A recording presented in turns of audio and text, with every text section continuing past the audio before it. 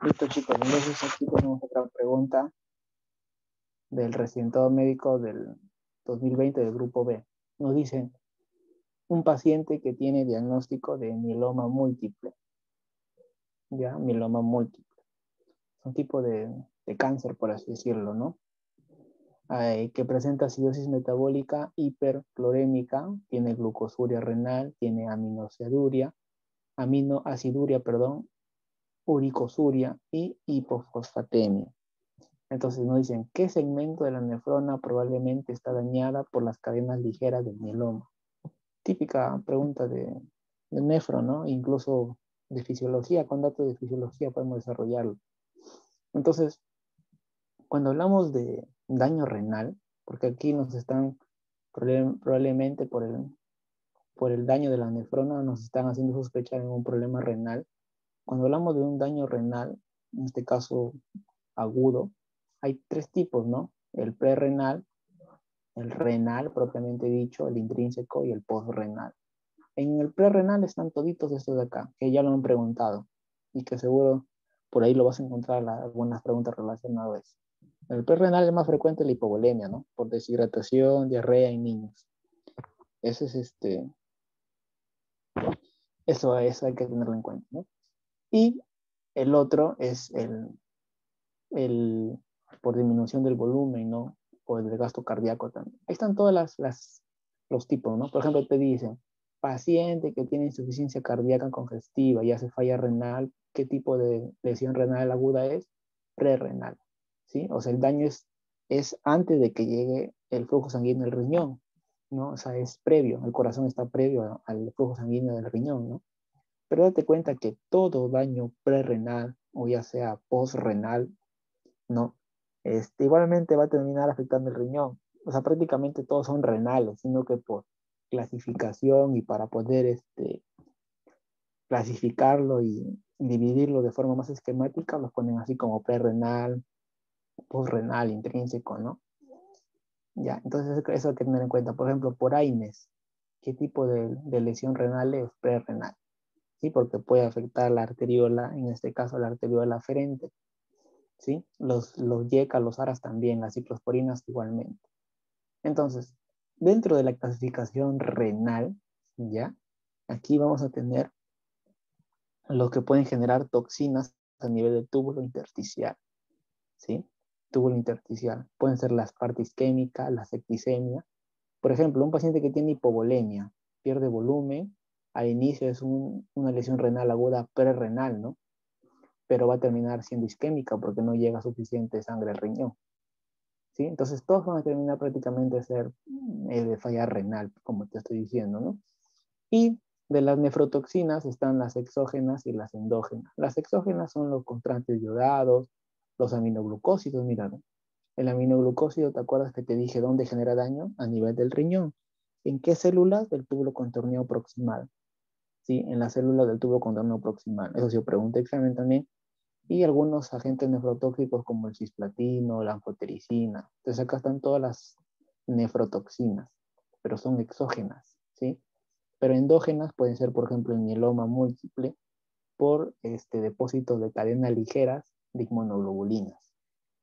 Chicos, entonces, este, eso también donde ocurre en el túbulo contorneado proximal. La mayoría ocurre en el túbulo contorneado proximal y tiene su porqué. Ahorita te voy a explicar. Y otros intrínsecos son vascular, vasculitis, hipertensión, ¿no? Las púrpuras, el CHU, etcétera, ¿sí? Y la postrenal, por ejemplo, está la obstrucción del cuello vesical, o sea, todo lo que está después del riñón, por así decirlo, la vejiga que puede estar obstruida, ¿sí? El cuello, por hiperplasia prostática, por ejemplo, o por una obstrucción pélvico-ureteral bilateral, ¿no? En este caso porque un solo riñón está funcionando, no lo sé. Entonces ahí están todas las causas de lesión renal aguda. Lo que nos importa es que te lleves el mensaje de que el mieloma, que contrasta con esta pregunta, el mieloma múltiple causa una falla renal, ¿qué tipo? Intrínseca, también llamada lesión renal, por así decirlo, ¿no? No sería ni prerrenal ni postrenal, sino sería renal, propiamente dicho. Listo. Entonces, ¿qué es cuando nos referimos a mieloma múltiple, no? Es una patología que predispone a fracturas óseas a la persona, ¿no? Y es porque es un tipo de cáncer que te he dicho, pero son de células, de las células plasmáticas, ¿ya? Las células plasmáticas ya no son normales, son cancerosas. Y eso hace que los huesos de nuestro cuerpo se debiliten, ¿ya? Y si se debilitan, van a generar mayor riesgo de que se fracturen. Entonces, el mieloma múltiple, eh, lo normal es que las células plasmáticas generen anticuerpos, pero como hay mieloma múltiple, estas células plasmáticas ya no son normales, ¿sí? Sino que sintetizan mayor cantidad de cadenas de anticuerpos, ¿sí? Entonces, donde se elabora las células plasmáticas en la médula ósea roja, empiezan a sintetizar mayor cantidad. Y eso va a generar, ¿no? Va a generar que esas inmunoglobulinas monoclonales anormales, ¿sí? Anormales, producto de que los plasmocitos son anormales, puede haber amiloidosis, hay una hiperviscosidad de la sangre y puede haber falla renal, como te he dicho, ¿no? Falla renal intrínseca, ¿sí? Intrínseca. Y recuerda que al ver un descenso, en este caso de las inmunoglobulinas normales, porque hay más inmunoglobulinas anormales, como hay menos inmunoglobulinas normales, o sea, buenas, por así decirlo, la persona está más predispuesta a infecciones, ¿sí? Y esto también puede infiltrar la médula ósea. Recuerda que las células plasmáticas se elaboran ahí y pueden infiltrar la médula ósea y pueden generar anemia, pueden generar otro tipo de descenso de series rojas, ¿no? Anemia en este caso, y pueden generar destrucción del hueso. En el caso de que esta destrucción del hueso puede generar que en respuesta hay una hipercalcemia, ¿no? Ante la disminución de la producción de hueso y hay una afectación neurológica. Y también puede haber dolor óseo por la destrucción del hueso y puedes ver fracturas, como puedes acá ver, ¿no? Fractura de húmero, ¿sí? Fractura del hueso humeral, por ejemplo, ¿no? Del tercio proximal del hueso humeral, ¿sí? Y también puedes ver las manchitas sacabocados, que se llaman, es como que el hueso del cráneo se carcome. Entonces, esas manchitas sacabocados puede ver a nivel del cráneo. Siempre cuando te pongan saca bocado a nivel del cráneo, eso nos hace pensar en un cuadro de mieloma múltiple. Y lo vamos a ver más adelante, ¿ya? Entonces, acuérdate, mieloma múltiple es un tipo de neoplasia, ¿ya? Esa es la palabra correcta, ¿sí? ¿Neoplasia de qué? De la sangre, pues, ¿no? Porque hay proliferación anormal de inmunoglobulinas y son las cadenas ligeras las que son las culpables, ¿no? Y puede generar insuficiencia renal intrínseca, acuérdate, ¿ya? En el 20% de los casos e incluso puede requerir diálisis estos pacientes. Entonces, una forma de cómo verlo es esto, lo siguiente, ¿no? En mieloma múltiple hay una hiperproducción de células plasmáticas anormales, ¿no? Hay mayor formación de inmunoglobulinas de cadenas ligeras anormales, por así decirlo, típico del mieloma, y eso puede generar que se depositen a nivel del túbulo contorneado proximal, ¿no? A nivel del túbulo contorneado proximal o el túbulo proximal de la nefrona, generando que ese daño eh, genere compromiso a nivel de la función renal, pues, ¿no? Y recuerda, chicos, que a nivel del túbulo contorneado proximal, ¿qué pasa? Se reabsorbe ¿qué cosa? La glucosa. A nivel del túbulo contorneado proximal, ¿qué pasa? Se reabsorbe los aminoácidos, también se reabsorbe el ácido úrico, ¿no? A nivel del túbulo contorneo proximal también tiene que ver con el efecto del fosfato, ¿no? ¿Sí? Del fosfato. Entonces, todo eso, este, tenemos que ver eso, ¿no? Tenemos que ver esas cuestiones. Listo. Entonces, mira, podemos observar que a nivel del túbulo contorneo proximal, la glucosa aquí se absorbe, el fosfato también, ¿sí? Los aminoácidos también se absorben acá. Entonces, si es que no se absorben estos de aquí, van a seguir su camino, ¿no? ¿Y por dónde lo van a eliminar? Por la orina.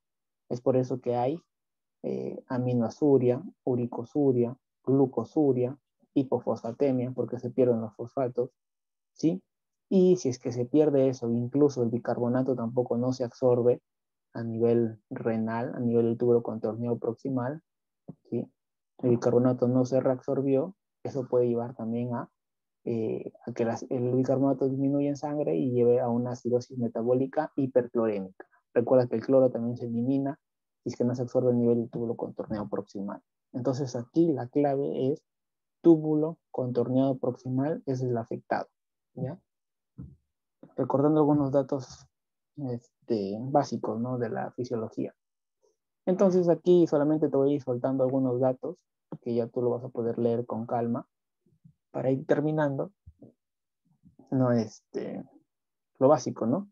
Lo básico. 60% de estas inmunoglobulinas o proteínas monoclonales del mieloma múltiple son inmunoglobulina G, ¿no? El 18% son cadenas ligeras, como te lo están planteando aquí en esta pregunta, ¿no? Cadenas ligeras del mieloma. Pero la más frecuente es inmunoglobulina tipo G, ¿ya? Es un tipo de neoplasia, por eso dice proliferación maligna. ¿De qué? De células plasmáticas. Pregunta de examen, ¿ah?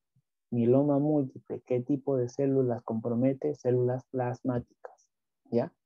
Plasmáticas. ¿Por qué? Porque estos son anormales y producen inmunoglobulinas monoclonales, infiltran la médula ósea y generan un daño que ya te expliqué, ¿ya? Y en la radiografía puede generar lesiones sacabocados, que te había dicho en el cráneo. Son como puntitos negros que se van a ver en el cráneo, ¿ya? En la radiografía simple, pero son lesiones líticas. Son lesiones llamadas osteolíticas. Esto también fue preguntado. Lesiones osteolíticas del cráneo. Típico, ¿ya? Te ponen lesiones osteolíticas, te ponen por ahí células anormales de plasmocitos, tienes que pensar tú en mieloma múltiple, ¿ya? Puede haber hipercalcemia por el daño óseo, en respuesta al daño óseo. Pueden haber infecciones recurrentes, ya te había dicho, porque hay inmunoglobulinas, pero son anormales. Y de nada vale que haya bastantes si son anormales, no te va a ayudar a combatir las infecciones. Hay lesión renal, ya sabes, 20%, que también fue preguntado el porcentaje en 20%. Y puede haber fracturas producto del daño óseo y puede haber anemia, ¿ya? Puede haber anemia. Ahora, uno de los criterios diagnósticos que también hay que tener en cuenta y que han sido preguntados ya es lo siguiente. Puede haber hipercalcemia mayor de 11, considera en la literatura daño renal, anemia y lesiones de huesos. Ahí está la mnemotecnia, ¿no? La mnemotecnia CRAP. Sí, puede haber proteínas aumentadas, la proteína M aumentada, y se puede hacer diagnóstico con aspirado de médula ósea, que hayan más de 10% de células plasmáticas presentes en el aspirado de la médula ósea. ¿Sí? Y el tratamiento, que es un tratamiento ya especializado, ¿no? Un tratamiento con ciertos inmunomoduladores que, bueno, no vienen al caso, pero ahí están escritos, ¿no? Como la ciclofosfamida, la dexametasona, la tilodamida, ¿sí? El bortezomib, etcétera, ¿no? Que lo puedes ir leyendo ahí. Incluso se puede agregar bifosfonatos por el daño óseo, por la osteoporosis, entre comillas, que ocurre en estos pacientes, por la enfermedad del hueso que puede ocurrir, incluso plasmaféresis, ¿no? Si hay problemas de viscosidad, etcétera. Entonces ahí están las características múltiples del mieloma múltiple, ¿sí? Calcio elevado, falla renal, anemia y compromiso del hueso, ¿sí? Eso sí hay que tener en cuenta. Te pueden poner el caso, ¿no? El paciente puede tener hipercalcemia, ¿sí? Hipercalcemia, tiene lesión renal, ¿no? Hay proteinuria de B-instión, también se le conoce, hay anemia, está anémico y hay lesión de hueso, ¿no? Lesiones osteolíticas, sacabocados. Eso sí tienes que tenerlo en cuenta. Lesiones osteolíticas, sacabocados, tipo sacabocados. Ya, eso sí hay que tenerlo en cuenta. Son datos que han venido. Aquí te dejo otro esquema que también te puede ayudar, ¿no? Cómo lo definen, una neoplasia, ¿sí? ¿Qué factores de riesgo? Edad avanzada, mientras más de años tiene, si es sexo masculino, predispone también a ello. Las lesiones, mira estas lesiones del cráneo, ¿sí? Parecen lesiones sacabocados, pues, ¿no? Como si fueran sacabocados, ¿sí? Osteolíticas en cráneo, etcétera, ¿no? Si hay exposición a bencenos, a radiación ionizante, el paciente muchas veces dice que tiene dolor óseo, puede estar anémico, puede estar hipercalcémico, puede haber falla renal, las 4 características clínicas que ya te he nombrado anteriormente. Y hay algunos criterios de SWOT o de Kille, ¿no? Que nos dicen si es que el paciente tiene 10% de células plasmáticas en médula ósea, es un criterio, ¿no? Si tiene plasmocitoma, o sea, elevación de plasmocitos pero normales, también es otro criterio. Si hay componente M en un suero de inmunoglobulina G, también es el más frecuente, ¿no? 60%, y cadenas ligeras en orina, y lesiones osteolíticas que se ven en la radiografía. Y el tratamiento, que ya es un tratamiento ya un poco complicado, ¿no? Por la secuencia que se tiene que seguir, ¿no? Por inmunomoduladores, corticoides, ¿no? Etcétera. Ahí están otros spotlight que también lo puedes encontrar incluso en internet, que están ahí todas las características del mieloma múltiple. Ojo, el cráneo es el más preguntado y tiene 40%, ¿ya? 40%, tienes que considerar eso, ¿ya? 40% de pacientes pueden tener compromiso de afectación ósea, ¿ya? De afectación ósea. Ahí están las mnemotecnias que hay que considerar, ¿no? Calcio, hierro, perdón, calcio, renal, anemia y hueso, no el carbo. ¿Sí, chicos? Ahora miren, el 80% puede tener lesiones líticas. Ah, mira, ve, lesiones acavocados. Siempre cuando ves una pregunta y tienes acabocado, ya ni lo leas la pregunta ya. Me refiero para preguntas, ¿ah? Tipo examen. Eso ya es mieloma múltiple. Así vas a encontrar un montón. Ojo, que el cráneo no es el más afectado, es más frecuente en las vértebras, por eso hay mayor riesgo de fracturas de vértebras. ¿Ya? Y si es anciano, peor, pues todavía esos huesos ya están recontra debilitados. ¿Ya, chicos? Entonces acá hay una mnemotecnia, la abeja huesuda, ¿sí? Mielina, que es la huesa abejuda, o sea, de mieloma, ¿sí? En este caso puede haber lesiones osteolíticas, mayor frecuente, 60% afecta a las vértebras, ¿no? Las vértebras de la columna vertebral, el componente del suero, las cadenas ligeras en orina, 1 gramo más de 24, otros consideran 3 gramos, y que haya plasmocitomas, ¿no? Hay mayor formación de plasmocitos, 10% de las plasmáticas a nivel de la médula ósea.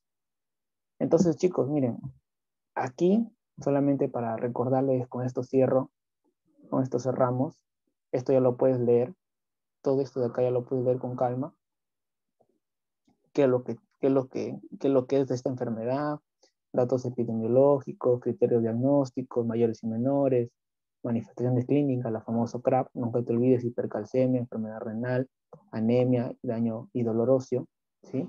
Pero aquí quiero resaltar algo nada más, el tratamiento, ¿ya? El tratamiento. El tratamiento, como tú puedes observar, es un tratamiento que muchas veces necesita uso de ciertos inmunomoduladores, ¿no? Por ejemplo, usar tratamiento antineoplásicos, porque en sí es una neoplasia, va a necesitar que el paciente firme un consentimiento informado. Entonces, ¿por qué entro a detallar esto? Porque si un paciente necesita firmar un consentimiento informado, te van a preguntar qué tipo, ¿no? O qué principio bioético o qué principio ético estoy cumpliendo con el que el paciente firme el consentimiento informado para yo iniciarle tratamiento antineoplásico, ¿no? O incluso hacerle saber, ¿sí? Hacerle saber. Entonces, eso es el respeto de la autonomía, principio de autonomía. Si el paciente, ¿no? En todas sus facultades mentales, ¿no? Y toda su libertad dice, yo sí quiero tratarme con esos medicamentos, entonces firma un consentimiento informado y se le trata, pues, ¿no? Así de simple, esas preguntas ya han venido, ¿no? Por ejemplo, ¿no?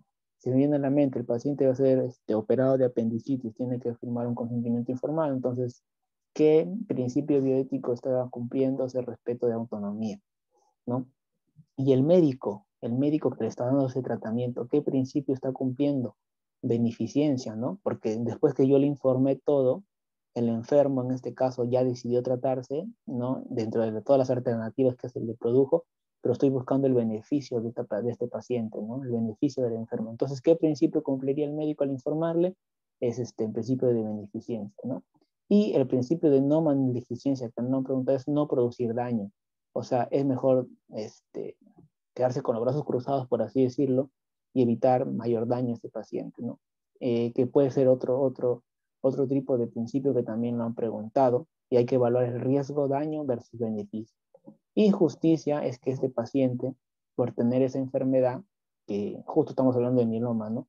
De tener esta enfermedad, todos los pacientes que tengan mieloma tienen que ser tratados o tienen que beneficiarse de igual manera, ¿no?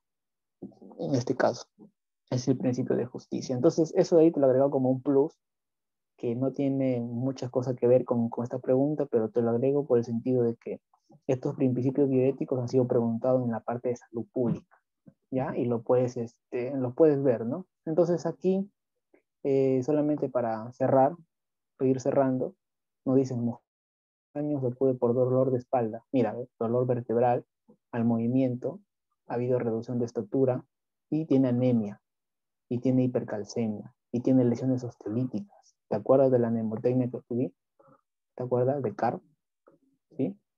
Mira, tiene hipercalcemia, ahí está la C. Tiene anemia, ahí está la otra R. Perdón, la otra A, ¿no? Faltaría la falla renal, que no lo está. Y tiene dolor óseo, ¿sí? Que probablemente es el dolor de la espalda y las lesiones osteolíticas que están ahí. Entonces, ¿dónde lo encontramos eso? Lo encontramos en la pregunta 36, que ya lo hemos revisado, ¿sí? Y ahí están los criterios, ¿no? Hipercalcemia, anemia, dolor de óseos o lesiones osteolíticas. En este caso, la clave de esta pregunta sería mieloma múltiple, y fue la pregunta del segundo ENAM extraordinario del 2021. Y por último, con esto cerramos, chicos, la clase del día de hoy, es el siguiente, ¿no? Nos dicen que hay un vendedor de 28 años que tiene diagnóstico de COVID, es sintomático, ¿no? Son casos que han venido y que ocurren en el día a día.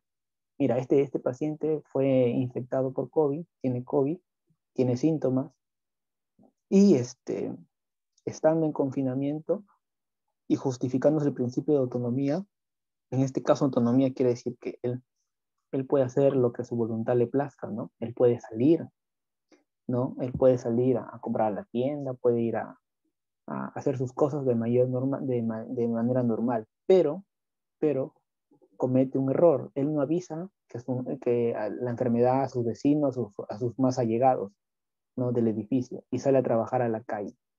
Entonces, como siempre se dice, ¿no? Tus derechos van a terminar en donde empiezan los de otros. Entonces, el paciente, claro, tiene derecho a salir pese a que tiene COVID, ¿no? Pero se justifica su autonomía, ¿no? Por eso se justifica su principio de autonomía. Es autónomo en hacer lo que se le plazca, por así decirlo. Pero va a terminar su principio de autonomía al entrar en conflicto con otros principios. ¿Por qué? Porque él no se aísla, ¿no? Es cierto que él puede salir y todo, pero él a ser sintomático y a tener COVID va a contagiar a otras personas. Entonces, ¿qué principio yo estaría violando, por así decirlo, o estaría predominando en ese momento al no aislarme y empiezo a contagiar a otros, ¿no? En este caso, ¿qué es lo que ustedes deberían tener en cuenta aquí, ¿no? Entonces, lo revisamos, ¿no? En la pregunta previa, en la pregunta número este, 36, este paciente estaría cumpliendo un principio, ¿no? De no maleficencia, o sea, de no hacer daño, ¿sí? Él podría cumplir el principio de no maleficencia al no salir y no contagiar a los demás, de no producir daños intencionales al resto, ¿no? O evitar daños en lo posible al resto, a los vecinos, a los familiares que estén en contacto, a la gente, etcétera, ¿no? Entonces, siempre hay que tener en cuenta eso, ¿no? Que no hay que producir daño, ¿no? En este caso ya sea no sea intencionalmente, o en este caso por el problema del COVID que tenemos en este caso, ¿no? Siempre hay que balancear el riesgo-daño, el riesgo-beneficio hacia los demás también, ¿no? Recuerda ese dicho que dice, ¿no? Tus derechos terminan donde empiezan los de otros. ¿Chicos? Entonces, eso sería todo. No se olviden de suscribirse al canal de YouTube Medichineando, ¿ya? Hasta luego, cuídense.